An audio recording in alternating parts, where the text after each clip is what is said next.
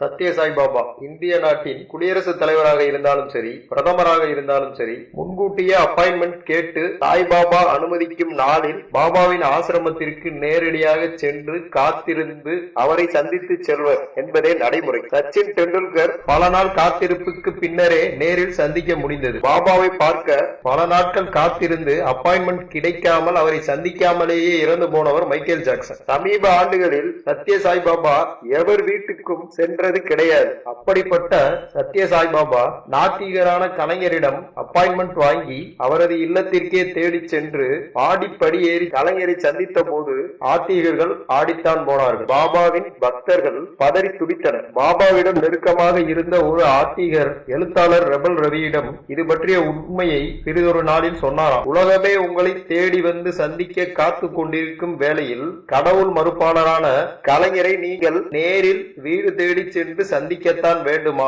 என்று கேட்டாராம். அதற்கு பாபா சொன்ன பதில் கேட்டு அனைவரும் வாய் அடைத்து போயினராம். உங்களுக்கெல்லாம் அவர் கருணாநிதி, எனக்கு அவர் ராஜராஜ சோழன் என்றாராம். அதிர்ந்து போன பக்தர்களை பார்த்து, ஆம், ராஜராஜ சோழனின் மறுபிறவிதான் அவர், அதனால் தான் அந்த மா மன்னனை நான் நேரில் தேடி சென்று பார்த்தேன் என்று சொன்னாராம் சத்ய சாய் பாபா.